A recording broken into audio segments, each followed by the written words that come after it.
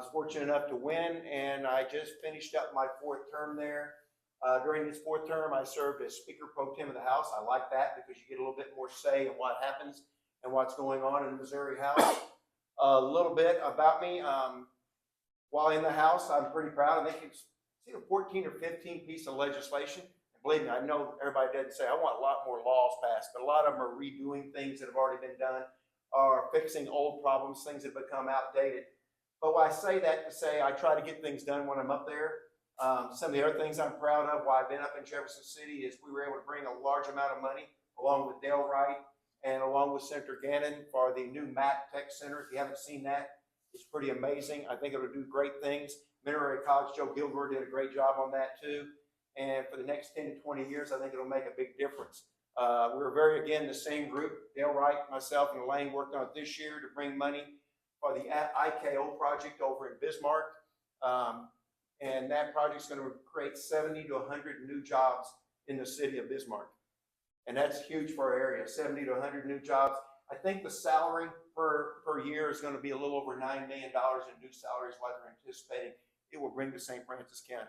And you may say, well, is that government's job? I think it's government's job sometimes to get out of the way and assist with economic development. We don't do a very good job at creating new jobs, but sometimes we can assist in trying to bring some of this together and make sure our area gets their fair share and we have the economic development that we need over here. So those are a few of the things that we've done. Tell you a little bit about why I'm running for the Senate. I want to see the Senate work. The Senate hasn't been functioning, just to be real honest with you. It hadn't functioned, not the way it should. It should be deliberate.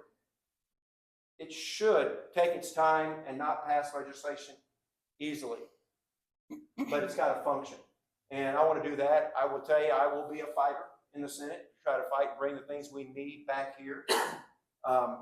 Right now, some of my things I think are very important is immigration. So let's just be real honest. We always said, oh, we're not a border state. We're not Arizona. We're not Texas. Every state's a border state. They're coming in. The crime is happening. In fact, I think both of us, I don't want to speak for there, were appointed to the special committee on that to try to look at, to try to come up with some ways we might try to address that next year. Taxation is another thing for me. I'm kind of an anti-tax guy, so I'm just going to tell you that. Since I've been in there, we started our effective tax rate when I came in was 5.1%. Our state tax rate now, our effective tax rate is 4.2%. We've also cut taxes on Social Security benefits. We are one of only 11 states that were taxing them. Okay, and we have also starting August 28th, we will give the county commissioners the ability to freeze the taxes for some of our senior citizens. And I think that's important. We don't want them taxed out of their homes. So again, I'm running for that to try to do the things I just talked about. We want to try to fight for the values that we have here in this area, the values we have in the 3rd Senatorial District. I will do that. And I want to be an effective leader that gets things done. And I would appreciate your vote on August 6th. Thank you. Thank you.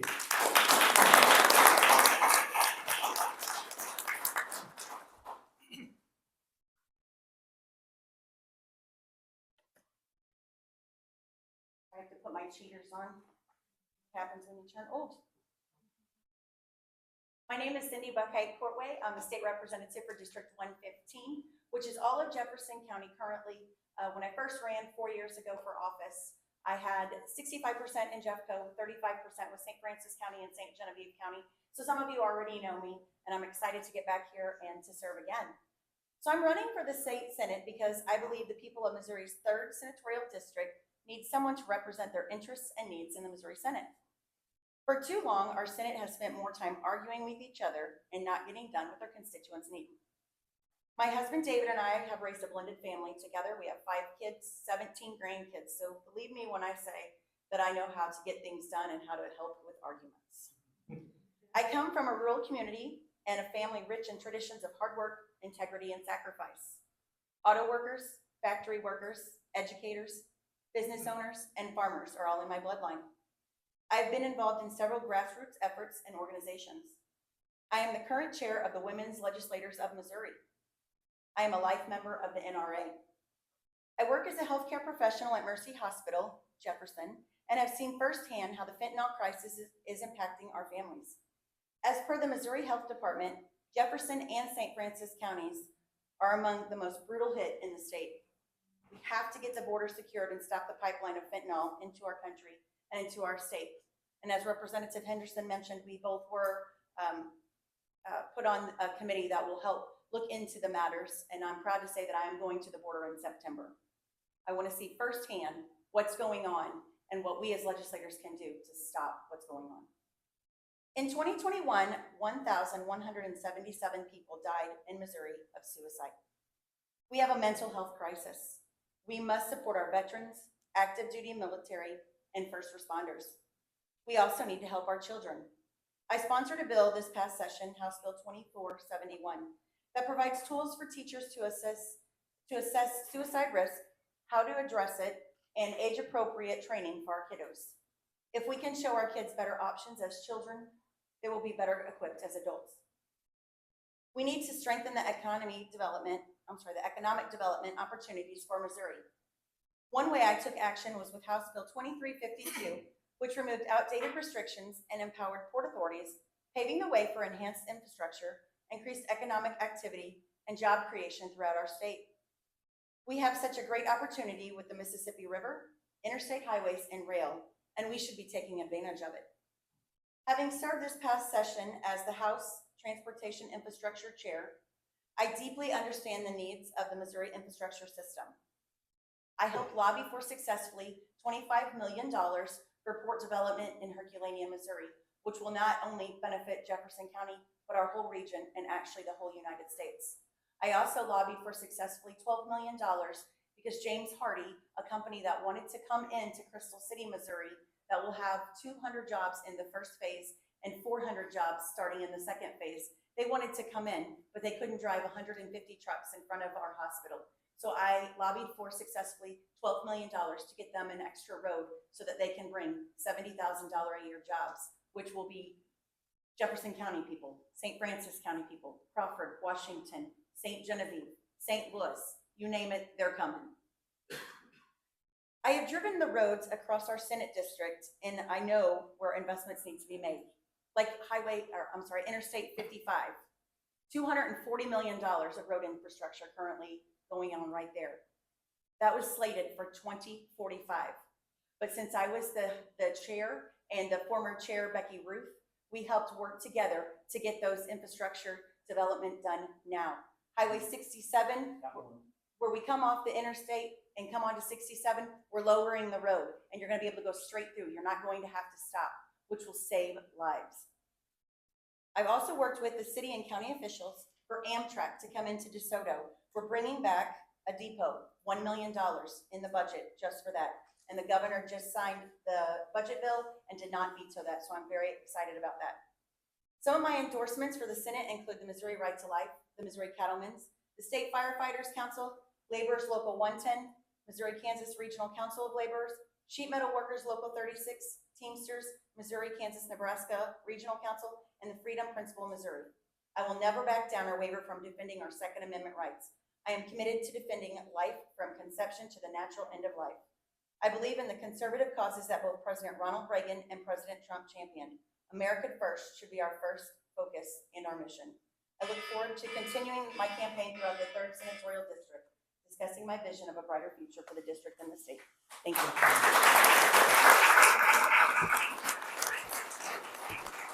We're just working our way down this way. Which one of you guys do number one? Okay, you're up. Hello, I'm Ryan Cooper. My wife and I, we have 3 children we raise right outside of Farmington here. I'm a farmer. 3 or 4 years ago, I pivoted my professional career to farming when the world started getting kind of crazy. Since then, food and water has been really, really important to me, and I've worked to promote local food production and distribution wherever I can in our region, in our county, in our district, and finding markets that we can take that product in that same way. The reason I decided to run for state representative District 116 was around the same time I started farming. I started carving out time in my week to go to our local government meetings, our municipal meetings, our county level meetings. And I got to know a lot of really great people, a lot of really great politicians, a lot of great leaders who work in our community, and I genuinely think are trying to better the future for all of us. But I continually had people say to me that they were so thankful that they weren't going to raise a family in these troubling times that are clearly coming ahead of us. And it really frustrated me. You know, I kind of keep a smile on my face, but I do have to raise a family in these troubling times that are coming ahead of us. And I don't quite think that we're pushing back hard enough on the forces that seem to be encroaching on our American way of life. There are rights that protect us, and sometimes I think that we get those rights confused with rights for our government, even our small local government. It's very easy to believe that you're right and to be filled with self-righteousness, and then impose that on the people around you who are your fellow Americans. Through my time of going to these meetings and spending time with these men and women who, again, were serving our community, I felt stirred to do more, to step up. It's not for everybody to do something like this, but I thought that that's what I was called to do. Our taxes are getting ridiculous. And I appreciate what Mr. Henderson said. It's getting absurd, and I've had conversations with a lot of people since I started this race, and they've told me about really catastrophic events in their life where it's just crushing them. You know, our homelessness is running away. Inflation is destroying most American savings. These are big problems. The talk isn't going to fix them. I think a lot of people in here claim to be conservatives. We're conservatives. We're conservative Americans. We have to stop spending money. We have to stop spending money that we don't have. It's not the only way to fix things. You know, we jump to grants and to raising taxes and to Prop P, which I want to go on record was a lie. Prop P was a lie. That was raising the taxes on the people. And it oppresses the people at the very bottom of the hierarchy.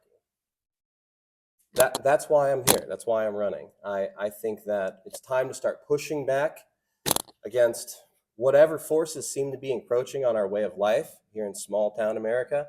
I love it here. I plan to farm here for 100 more years with my family. To do that, we're going to need to make sure we have our water. We're going to need to make sure we have our land. We're going to need to make sure that we have our freedoms. And these things are being stripped away. And it feels it feels kind of opaque. You know, we have artificially intelligent solar-powered cameras all over our county now. I don't know how many people know that. It wasn't told to the people. Those were put up in the dark on purpose. You know, our properties are being audited for taxes by drone technology now. Again, opaquely, in the dark. And these things are done on purpose. I would vote against all of this. I would vote against taxes, infringes on our rights, all of our rights. I'm Ryan Cooper. I'd appreciate your vote on August 6th. Thank you.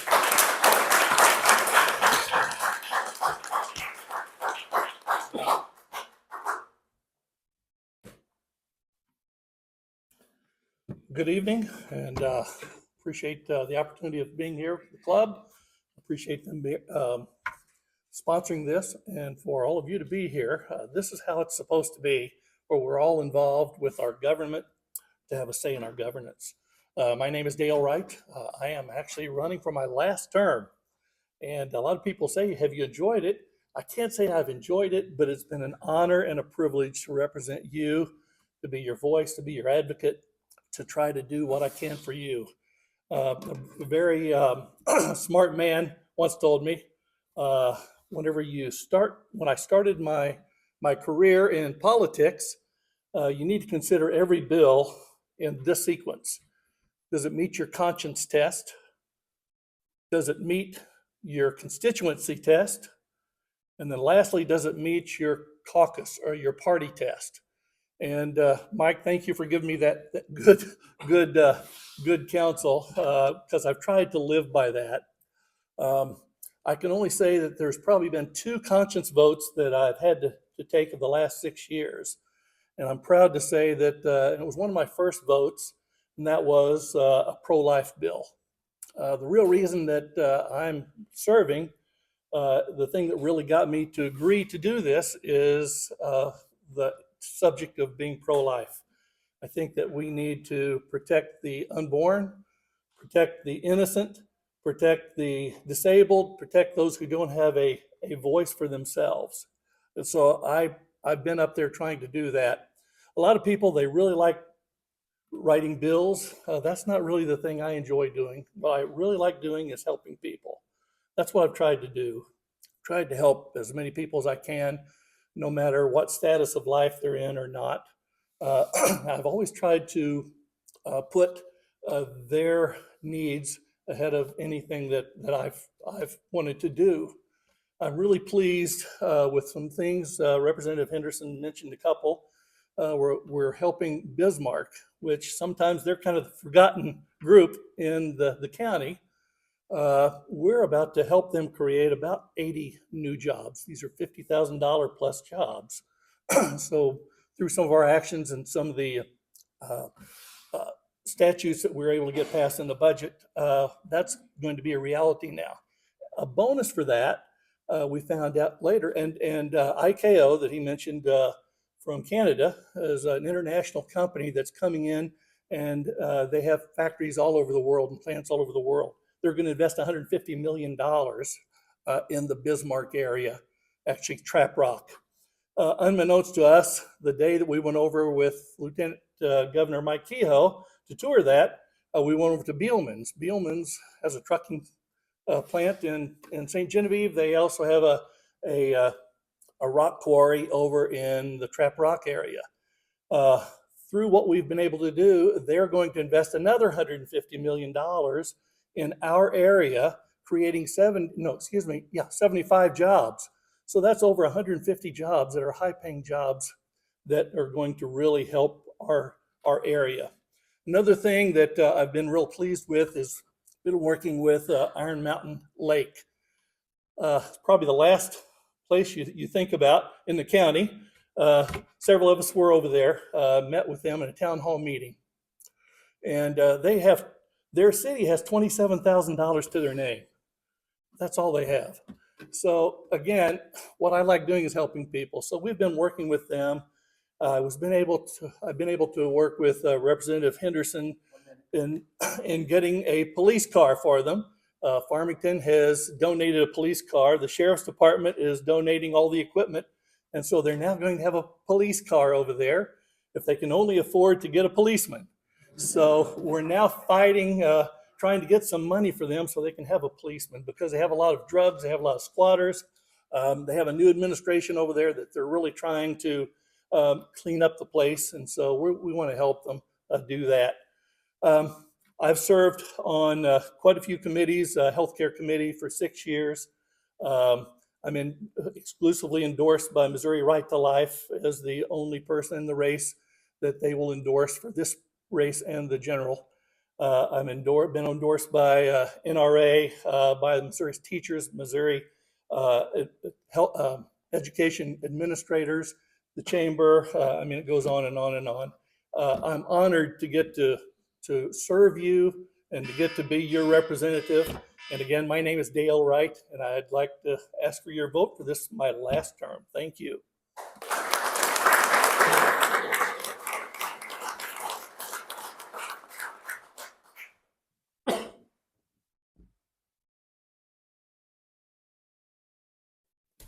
Good evening. Thank you guys for coming and listening to me speak.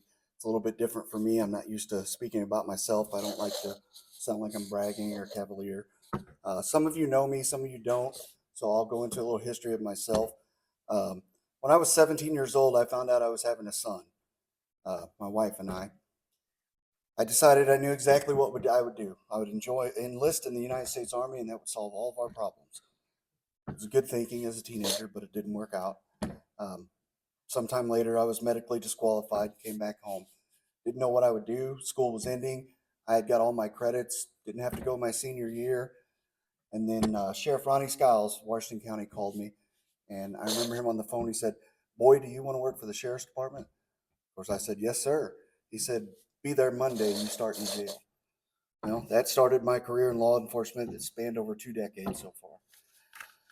When I turned 18 years old, I attended the Mineral Area College Law Enforcement Academy while I was still working for the Sheriff's Department. By 19, I'd been promoted to jail administrator. I was the youngest ever. I ran dispatch and the jail at the same time. I went back to attend MAC after that, upgraded to my Class A license, and went for my associates in criminal justice. I ended up getting a job offer in Bonne Terre. At 25, I went to work there as a narcotics canine handler, and I worked there for some time. At that time, we were having a daughter, a young family of 4. I got an opportunity to work in St. Charles. It was double the salary, triple the benefits, everything like that. I couldn't pass it up. So I went to work there in 2009. And I went to work there. I eventually worked my way up to a patrol sergeant. From patrol sergeant, I was assigned to the St. Louis Greater Major Case Squad, working homicides and large investigations in both Illinois and Missouri.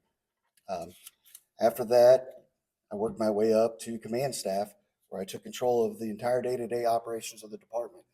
I went to countless trainings, learned how to do budgets, run everything, do grants. During that time, I graduated from the USDEA Academy and attended Lindenwood University LCIE accelerated program for a BA in criminal administration. I was able to travel the country, work on narcotics interdiction, and train in places such as the Mexican border. I was truly grateful for the time and experience I was given there. I ultimately, sorry about that. In 2012, I played a vital part in getting the department unionized with the Laborers Local 42. I know it's not typically a big Republican thing, but we had great results and great benefits for our officers and department at that time. I went to supervise the St. Charles County Multi-Jurisdictional DWI Task Force, where I was recognized by MAD 4 consecutive years in a row. I wrote the department budget and planned and implemented grants. I attended more training, many investigation, leadership, and supervision schools. At this time, my wife and I opened our first business, which was a family restaurant in Wentzville, Missouri. In 2015, we moved back to St. Francis County to stay from there. I continued to branch out small businesses in the area, including another restaurant and hotel in DeSoto, a $3 and below store in Bonne Terre, auto shop at 221 in Bray, and CB's here in Farmington. I continued to work as a detective during that time too. In 2020, as everyone knows, COVID hit. As a law enforcement officer, I saw the devastation firsthand. As a small business owner, I led the fight against our government mandates and shutdown orders. If we would shut our business down, our employees would possibly be out of work, families struggling to make it, and our businesses would probably close. I'm way over on things, guys. Sorry. I'm not a politician. I've never wanted to be a politician. In my career, politicians were referred to in the same manner as lawyers. Sorry, Judge. I haven't had the years of political experience from the inside like others. I'm not politically correct often. I don't hide what I feel. I'm someone who calls out and says things exactly as I feel. Some people appreciate that. Some people can't handle it, but everyone needs that. Of course, I'm pro Second Amendment. I'm probably own more guns than most people. I've received the Missouri Right to Life endorsement. I'm against more laws and especially higher taxes. I know we need IP reform. We need to eliminate foreign land ownership. We need to get rid of DEI and CRT and combat all woke liberal ideas. I'm sure we all share these views. Otherwise, I question why you're in this room. But these are really just political talking points. All of us hired political consultants. They want us to spend $40,000 and stick to these talking points. And I'll finish later. Thank you. Yep.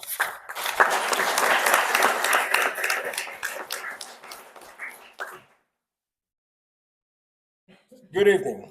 I'd like to start off by thanking the club for hosting this event. And secondly, and more importantly, I'd like to thank all of you for coming out to listen to what we have to say.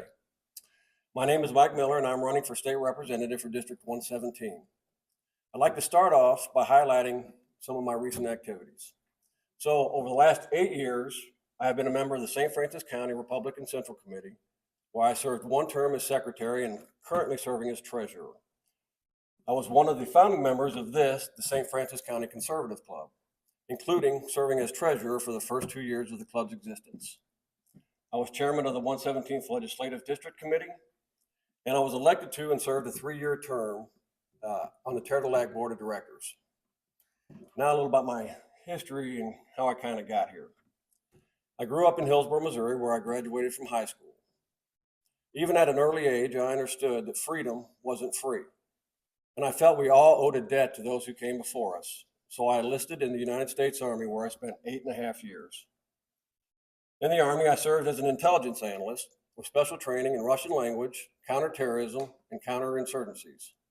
I was stationed in multiple bases here in the U.S., as well as Germany, Korea, and Southwest Asia during the first Gulf War.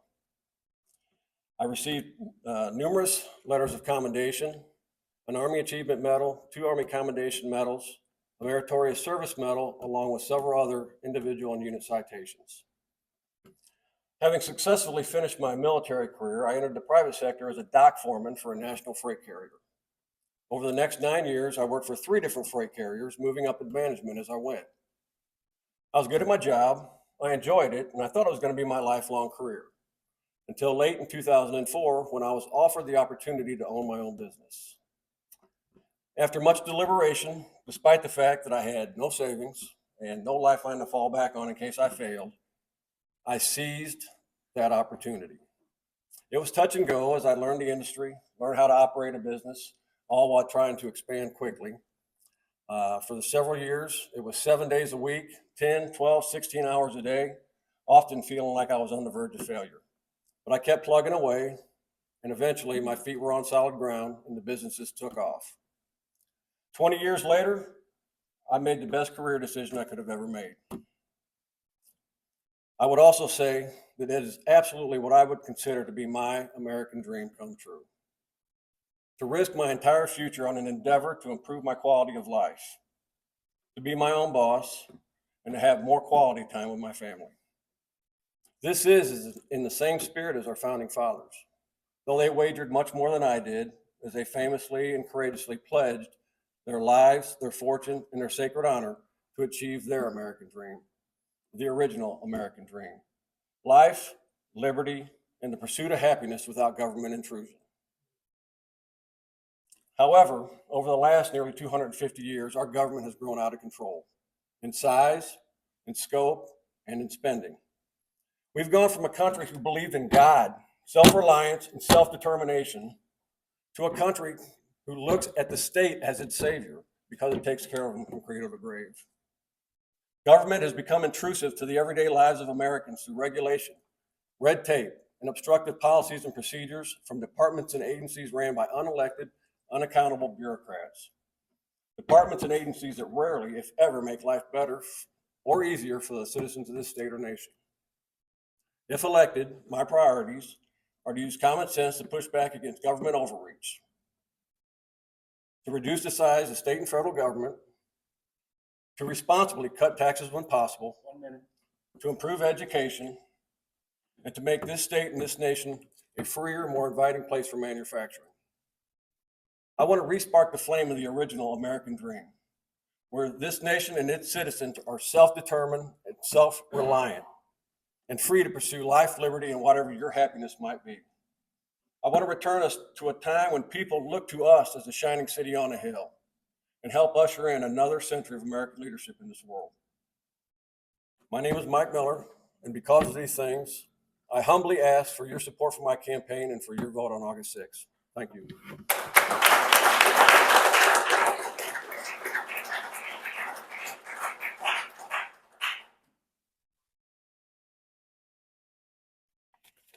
Good evening. I'm going to echo the thanks to the club and for spending your time this evening to learn more about all of us who are running.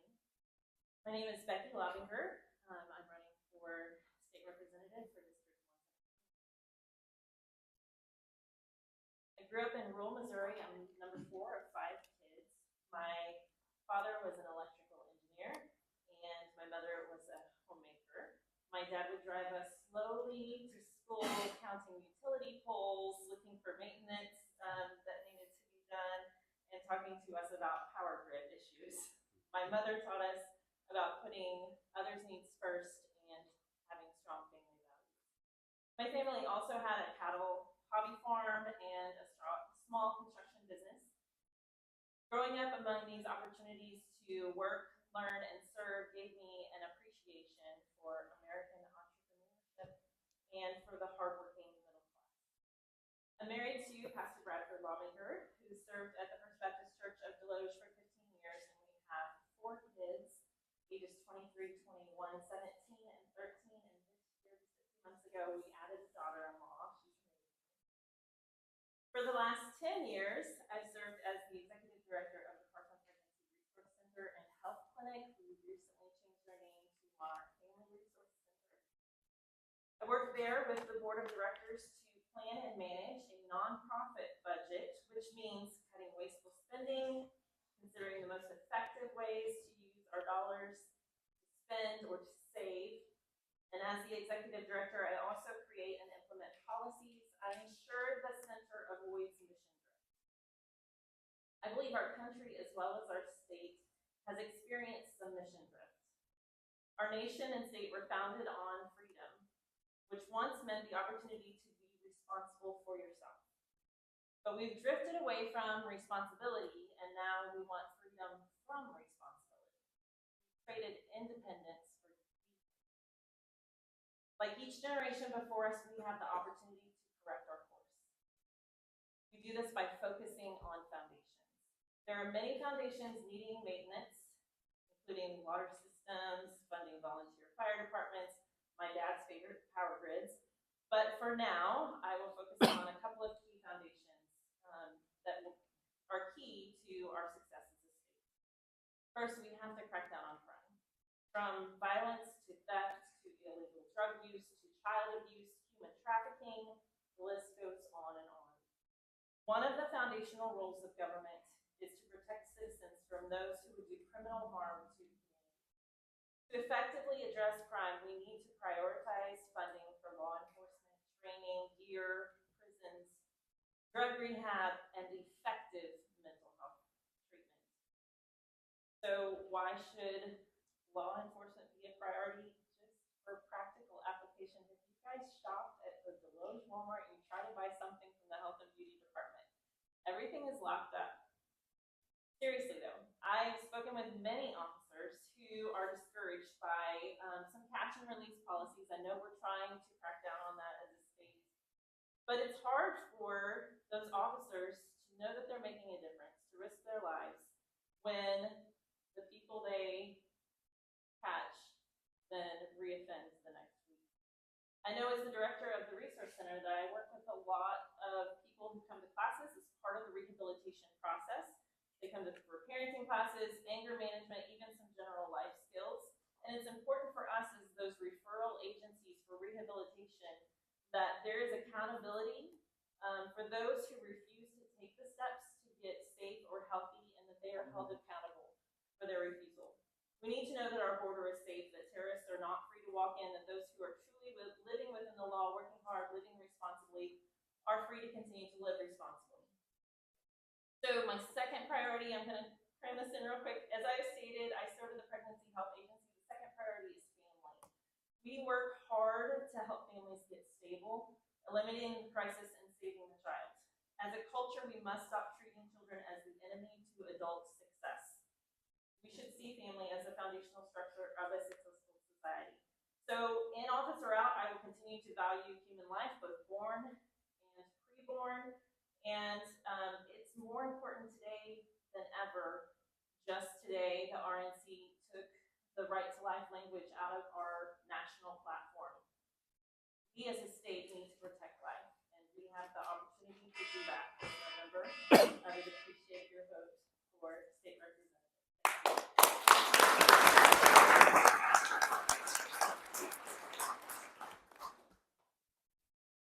Okay, now we'll do a Q&A. So hopefully we'll get out of here before midnight. So what we'll do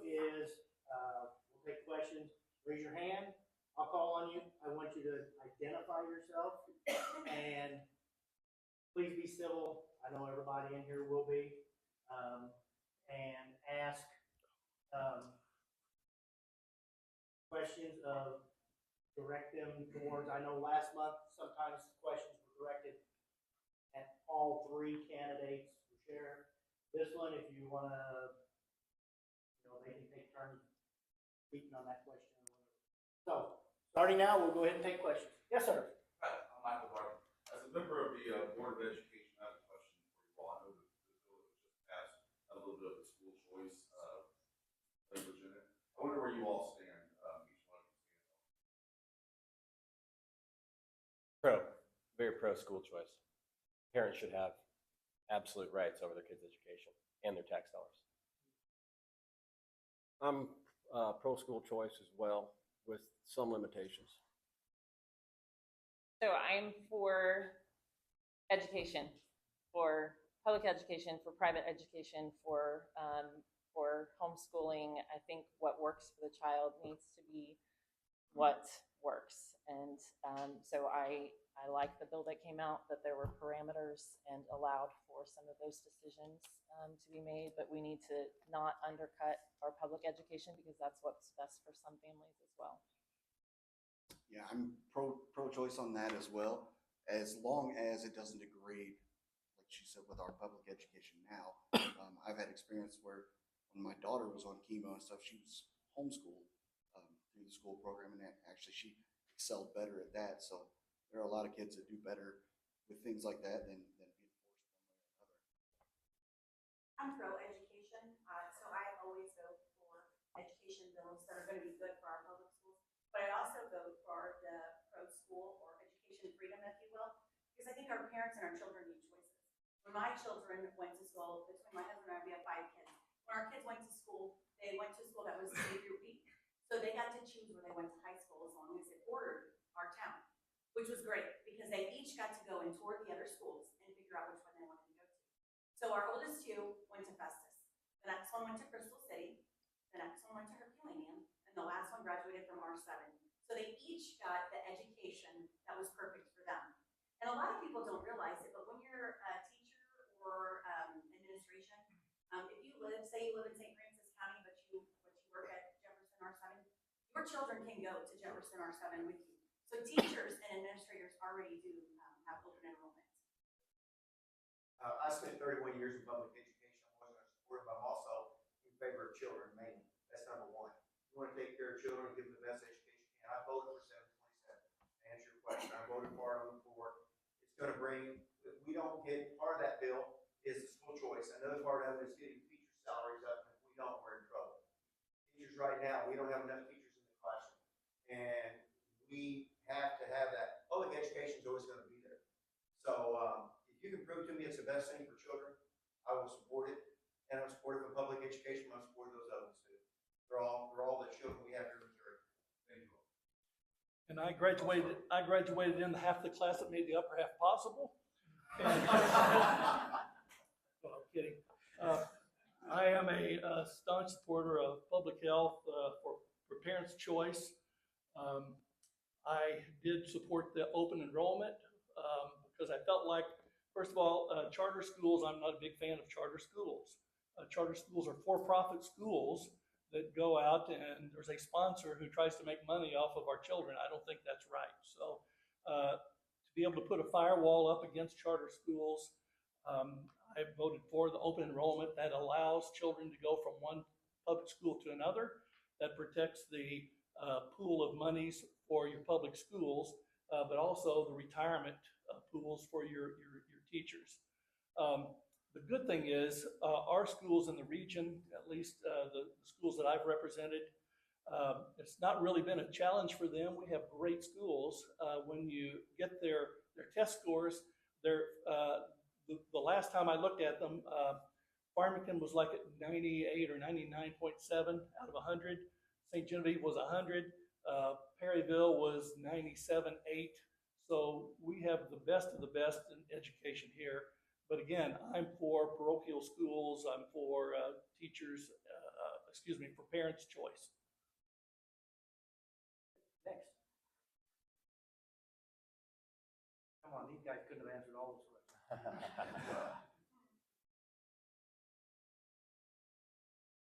This is gonna be quick. I'll give you a couple of minutes to think about it, if not, If the Chinese are buying our land, how do we just reverse it? Seems so simple. Guess it's not. I mean, just take it away from them. How can we do that? I mean, I think we ought to think about it. I would just say probably some type of eminent domain. I'm not a fan of eminent domain, but in a situation where we're taking land back from someone who purchased it, we do eminent domain. We give them, give them their money back and say thank you and have a nice day. You're not going to be farming our property. They're right outside the military bases. I'll just answer. I think it's more than just China. I think it's North Korea, it's Iran, it's all the ones that are on our enemies list. We have it at the federal level. It's those ones we don't want to sell that land to. And we want to try to take it or keep it out of their hands for national security. And I couldn't agree with you more. I will say years ago, I wasn't up there then.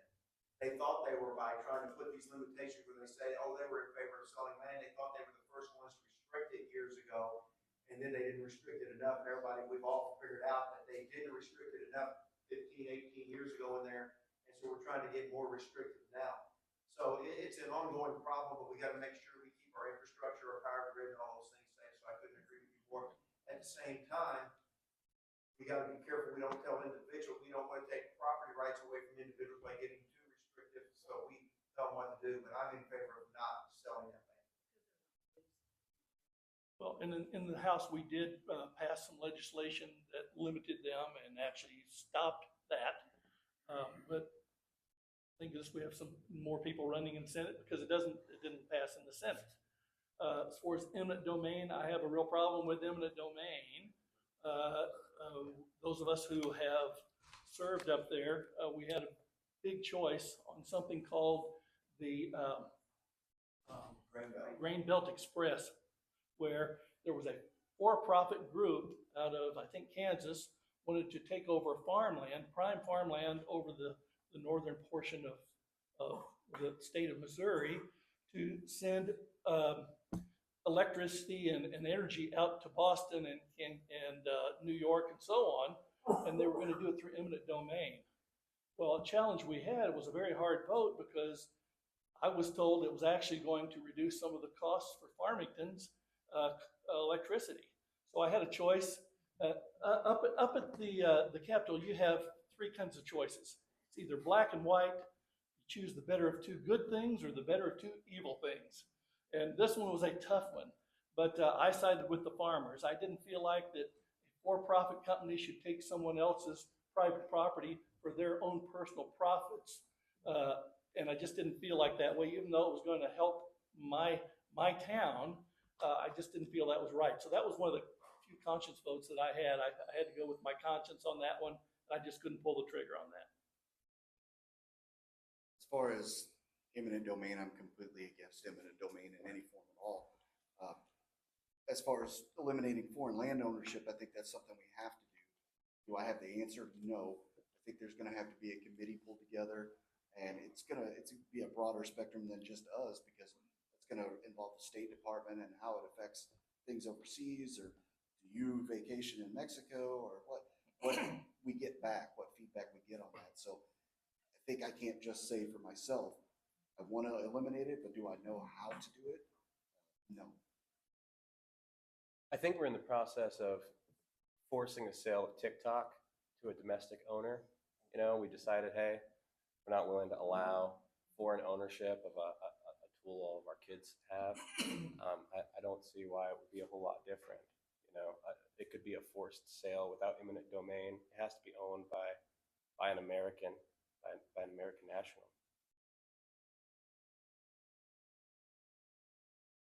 Yes, sir. My name is James Dodson, and I had a question for you all. Because our society seems to be degrading all the time, and one of the things that I'm seeing is on these elections, we start putting things on there that's going to degrade society. And so it's like with the gambling, that was the first. Now they've done marijuana. Now they're on to abortion. And all these things are conservative state not want, and most Christians that I know don't want, are always on the ballot. And if they don't get it on one, they put, like on marijuana, they put three of them on the ballot. Well, one of them's going to pass, well, guess what?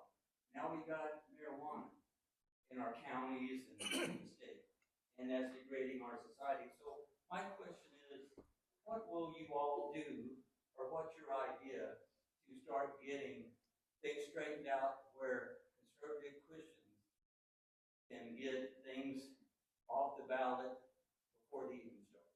That's an easy answer. I'm gonna kind of go in because I did that. And the reason I kind of wanted to start is I handled this bill for 3 straight years. Got really close to getting it passed, but again, on the last day, somebody was filibustering in the Senate and it didn't pass initiative petition reform.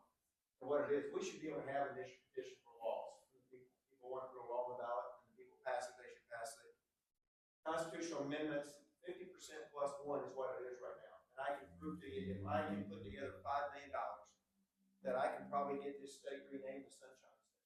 It's that bad. Because you can put that money in there, and these ballots that go on there can be 60 pages. You get 50 words. You get to see it in 50 words.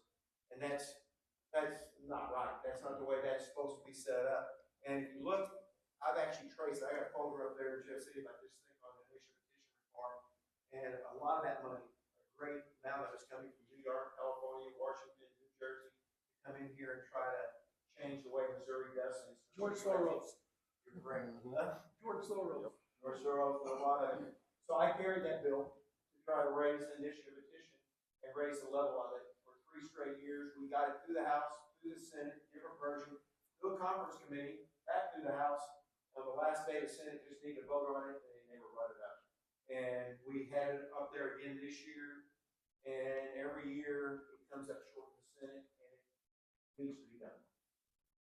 The problem is, Go ahead. the problem is that it's only 50% plus one to get our constitution changed. The United States Constitution is like 3/4 to get something changed. And then you have people that say, well, we want to take the vote of the people away. That's why we want to change the amount of people that have to vote for it, which is wrong, because there is such a fine line there. You do have all this money coming in from the other states. So for the last 7 years, they've been fighting. I've been up there for 4 years, and it's never gone through in the 4 years I've been there. Last year, as Representative Henderson mentioned, we were very close, but it didn't pass. And then this year, unfortunately, even if we would have got it on the ballot this year, it would have stopped abortion from going on the ballot because they already started gathering the signatures. And even if we would have passed IP reform in the House and in the Senate together, it still has to go to the ballot, to the vote of the people. So it should have had to have passed last year in order for us to be able to do something about abortion going on the ballot.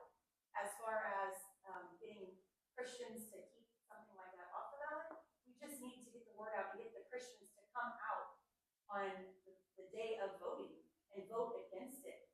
You've got all these big players, like you mentioned, George Soros. You have them bringing money into our state because they want Missouri.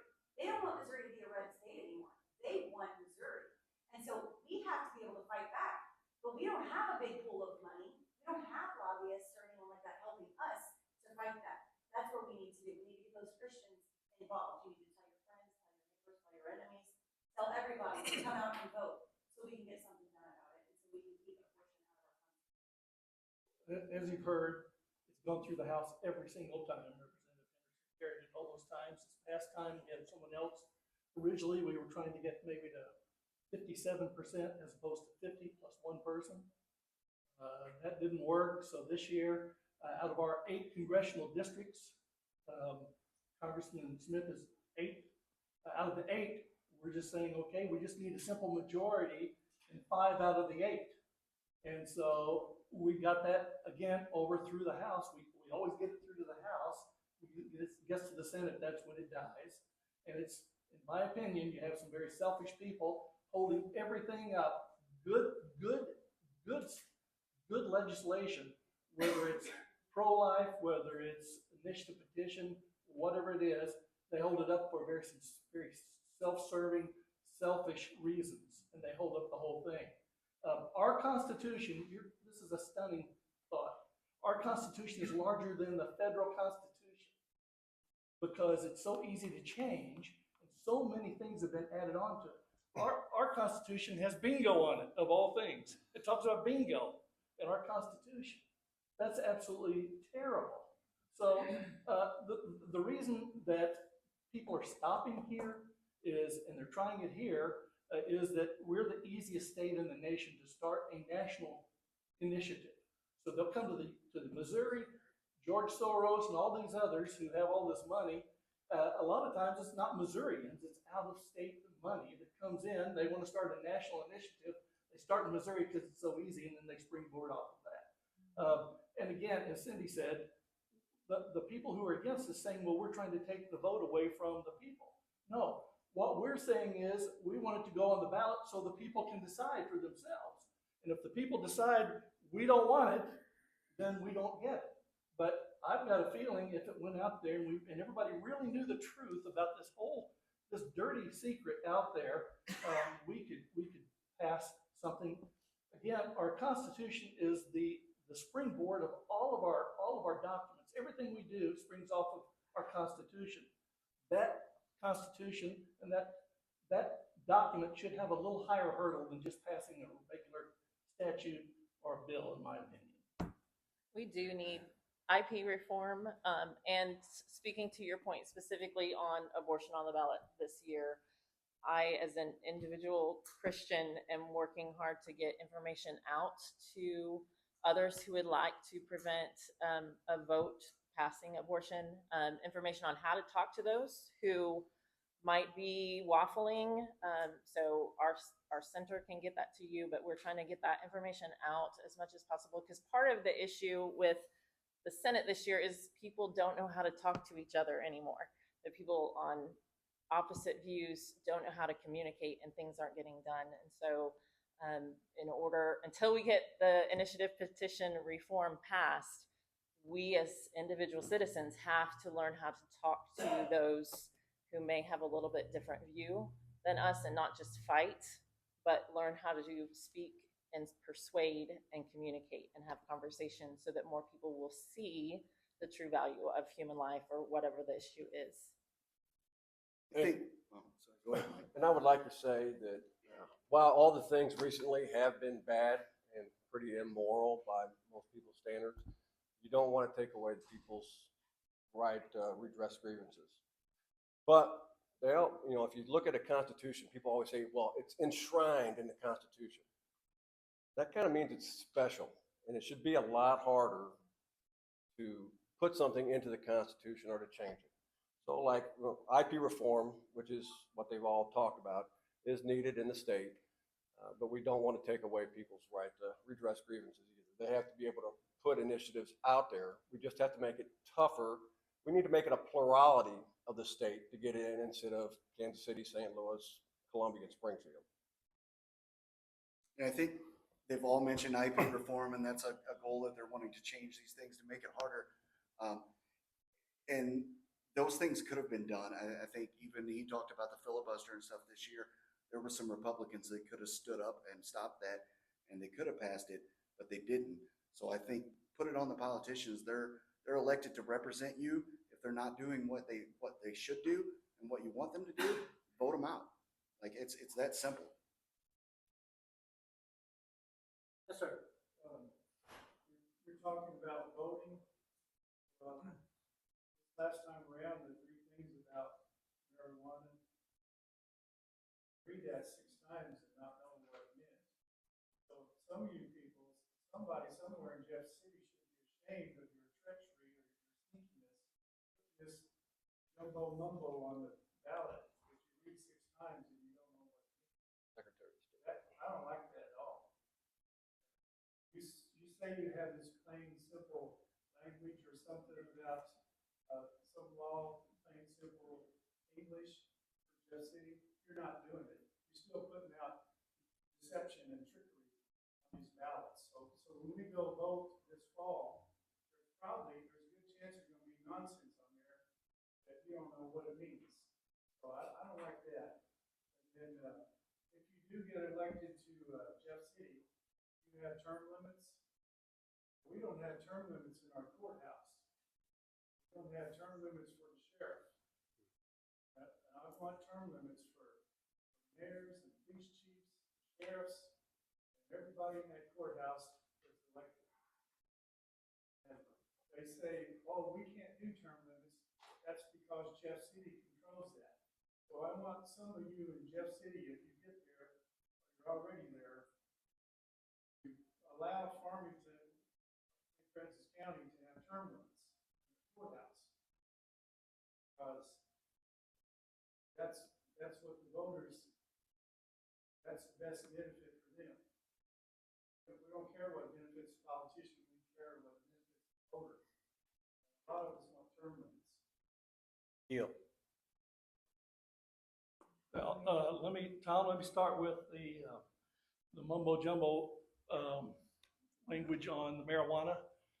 That was a cause of, we don't have the initiative petition law passed.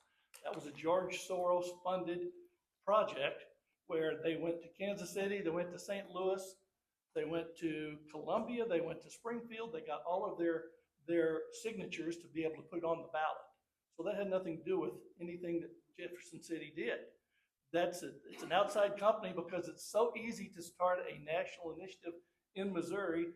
They got enough signatures in those liberal parts of our state to be able to get it put on the ballot.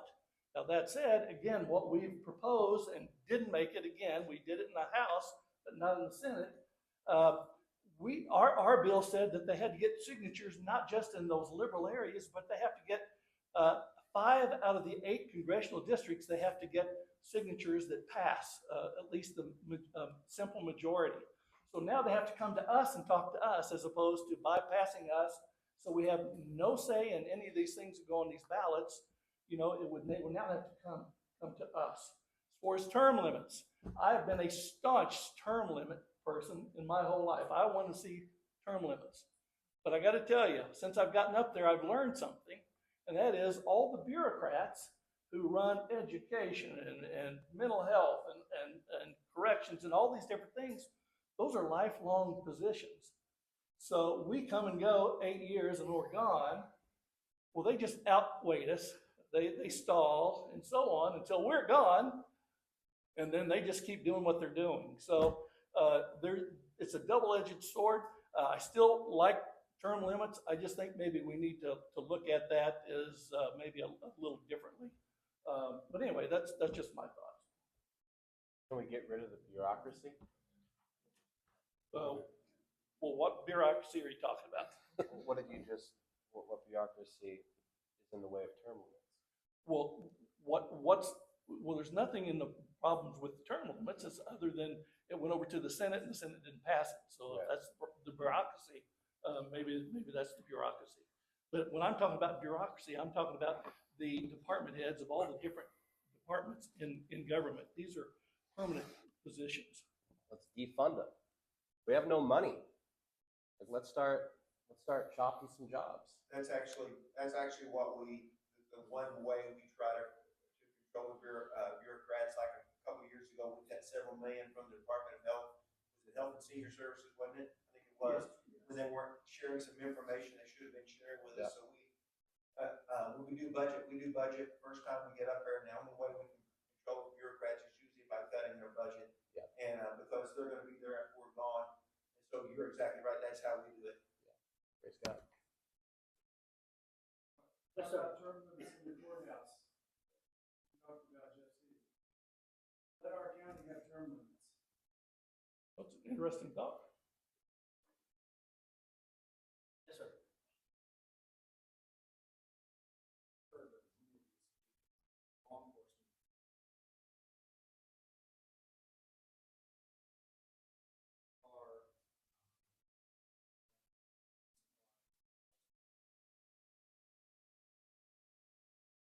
There are a lot of,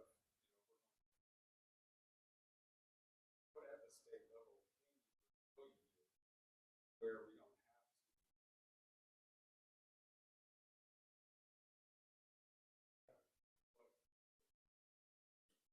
State level to help.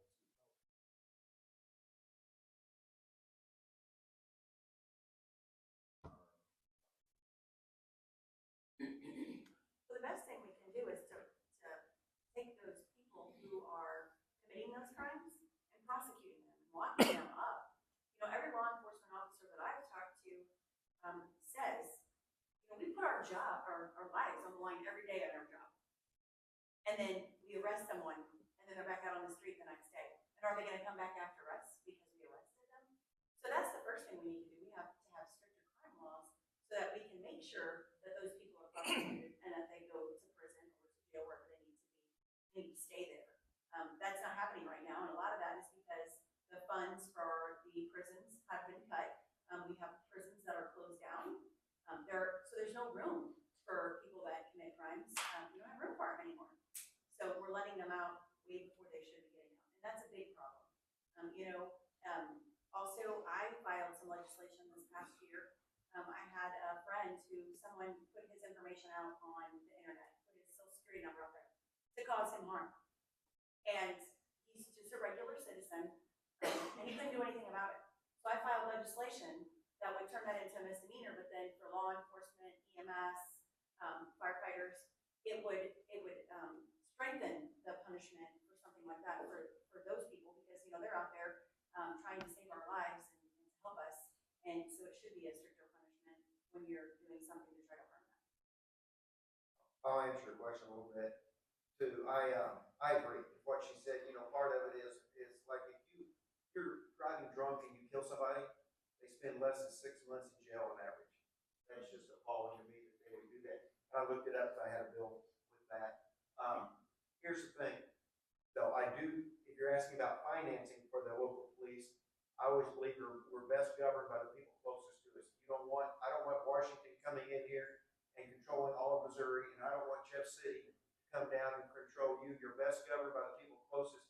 So sometimes they make that decision if they want to pass that Prop C to fund your police. But I don't want Jeff City, and I work up there, making all the decisions for the local municipalities.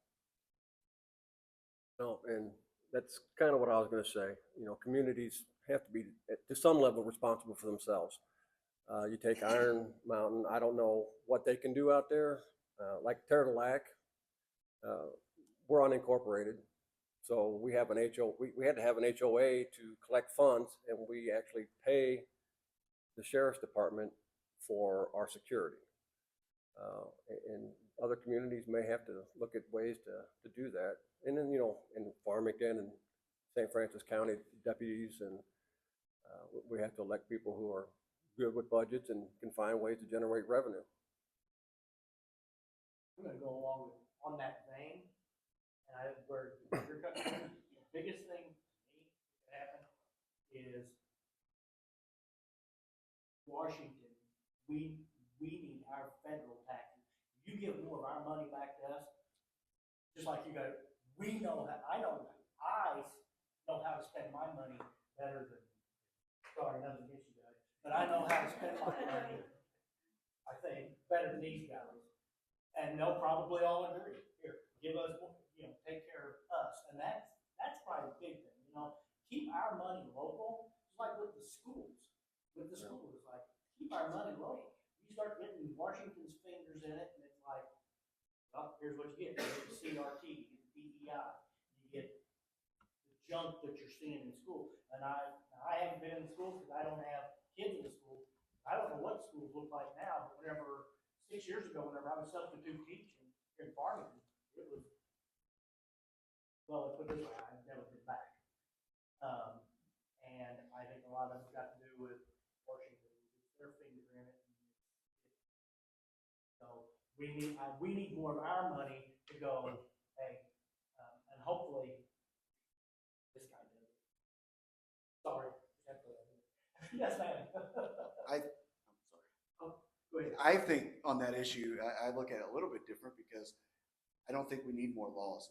Half of you guys here have been cops and worked, and you know how many laws we have. And if we enforce them and they were actually locked up, that would be fine. But bail reform was a huge failure. Everybody knows that. That's why people are in and out. Some of it's liberal prosecutors not prosecuting, not doing things. But bail reform, we can lock them up 10 times, they're going to be right back out. We don't necessarily have to address it with laws or with money, like you're saying. As a cop, you're given 7 million things to do that have nothing to do with law enforcement. We spend so much time with mental health issues, 96-hour committals, trying to find beds for people, homelessness. The opioid epidemic is absolutely insane. And I think as a state, we could find ways to fund programs to help benefit that, to alleviate some of the workload for law enforcement, rather than just thinking, hey, we got to give you more money, we got to give you more money. Because if you're funded enough and we can eliminate half your work, that opens you up to actual law enforcement duties. So I think that would be a different way I would think about it. I think we could fund a lot of this locally. I have no problem with Prop P acting as a local funding agent for law enforcement. Before I came here, I was eating dinner with my 8-year-old son, and we were talking about wholesome uses of taxes, because there's a whole lot of unholy use of taxes going on right now. We just signed $800 billion of commitment to Ukraine over the next 10 years as a country. Ukrainians coming here have the ability to get Social Security payouts. I mean, it's just getting absurd. We can do it locally. And people want to fund their local law enforcement, firefighters, paramedics. They need accountability now, and there needs to be some transparency. And in this county, we have a sheriff that lost 30 years of records, has not been held to account by one elected official. You know, it's just like, this is after the Prop P money is apparently spent.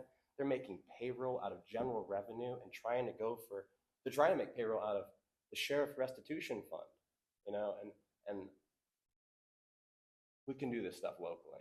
This is just the wrong way to do it. We shouldn't be lying to people and telling them, hey, Prop P, it's not raising your taxes. It's this money that gets held up by Amazon. We just need access. That was a load of garbage. That's what I meant by that.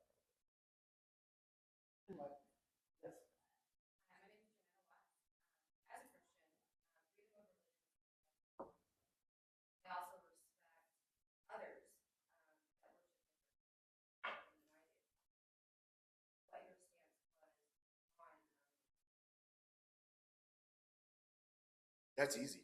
I think that's what our country was founded on. Everybody should be able to believe different, practice different religions, do whatever. I don't have to agree with what you do or like what you do, but I don't hold that against you. I mean, that's literally what the United States was founded for. So I think that's an easy question. Freedom of religion is essential for our country, and what the Constitution means in that statement is that the U.S. will not start a church. So that leaves the rest of us open to worship as we please. And so that whole tension between, is this state endorsement of religion, if people are wanting to worship in a certain way, even in like tonight we open with prayer, our state capitol is filled with scripture all around it. That is not the state creating or starting a church. That is a recognition of people's freedom to worship. So we need to continue.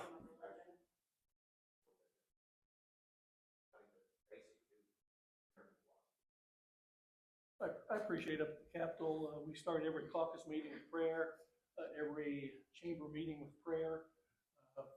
And it's not one certain religion. I've got to give prayers to begin meetings. So I think that we're doing a pretty good job in Missouri. We respect each other. We have a lot of ministers of different faiths who are state representatives. I don't know about the Senate, but at least in the House, we have a lot of different religions. We all get to participate, and it's really a good thing. It's number one for a reason.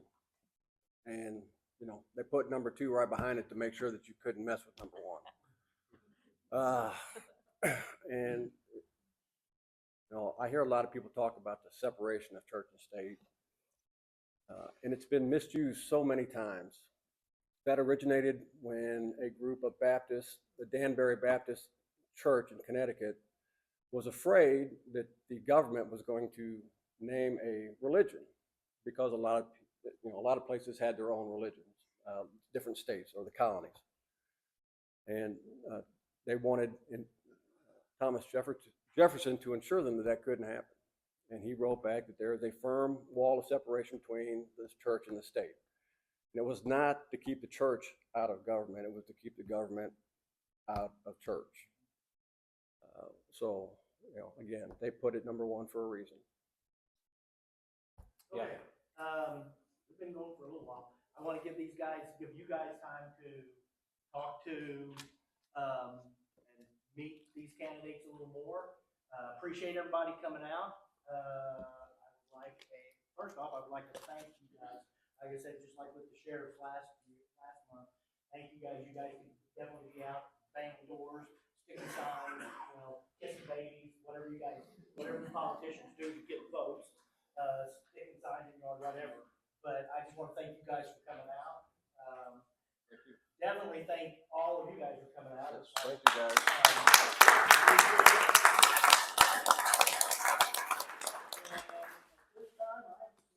I'll make a motion to adjourn. Motion to adjourn.